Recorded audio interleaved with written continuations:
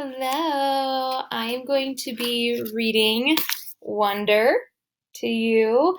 I'm super excited. This is my favorite book that we do all year. So I'm going to be reading this all aloud to you, and then you can go back to the video to help you with the questions and those sorts of things. If you have your own copy, feel free to follow along. If you don't, you just get to listen to me read. So here we go. Ordinary. I know I'm not an ordinary 10-year-old kid.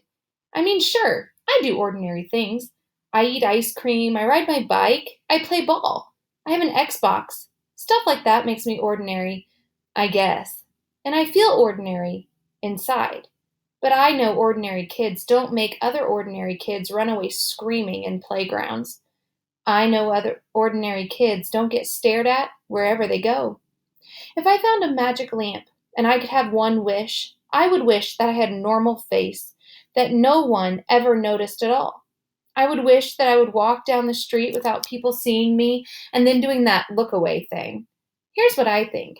The only reason I'm not ordinary is that no one else sees me that way. But I'm kind of used to how I look by now. I know how to pretend I don't see the faces people make.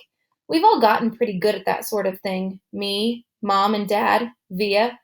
Actually, I take that back. Via's not so good at it. She can get really annoyed when people do something rude. Like, for instance, one time in the playground, some older kids made some noises. I don't even know what the noises were exactly, because I didn't hear them myself. But Via heard, and she just started yelling at the kids. That's the way she is. I'm not that way.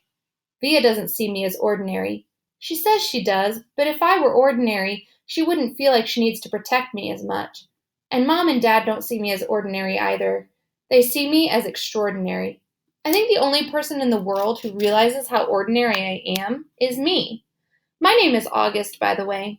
I won't describe what I look like. Whatever you're thinking, it's probably worse. Why I didn't go to school. Next week I start 5th grade.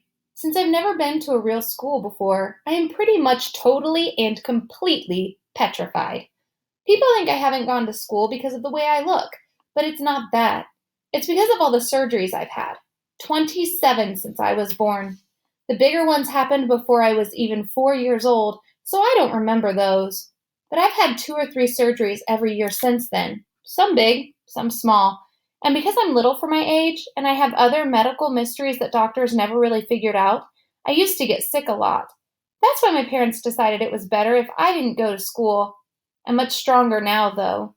The last surgery I had was 8 months ago, and I probably won't have to have any more for another couple of years. Mom homeschools me. She used to be a children's book illustrator. She draws really great fairies and mermaids. Her boy stuff isn't so hot, though. She once tried to draw me a Darth Vader, but it ended up looking like some weird mushroom-shaped robot. I haven't seen her draw anything in a long time. I think she's too busy taking care of me and Via. I can't say I always wanted to go to school, because that wouldn't be exactly true. What I wanted was to go to school, but only if I could be like every other kid going to school, have lots of friends and hang out after school and stuff like that. I have a few really good friends now. Christopher is my best friend, followed by Zachary and Alex. We've known each other since we were babies, and since they've always known me the way I am, they're used to me. When we were little, we used to have play dates all the time. But then Christopher moved to Bridgeport in Connecticut. That's more than an hour away from where I live in North River Heights, which is the top tip of Manhattan. And Zachary and Alex started going to school. It's funny, even though Christopher's the one who moved far away, I still see him more than I see Zachary and Alex. They have all these new friends now. If we bump into each other on the street, they're still nice to me, though. They always say hello. I have other friends, too, but not as good as Christopher and Zach and Alex were. For instance, Zach and Alex always invited me to their birthday parties when we were little, but Joel and Eamon and Gabe never did. Emma invited me once, but I haven't seen her in a long time. And of course, I always go to Christopher's birthday. Maybe I'm making too big a deal about birthday parties.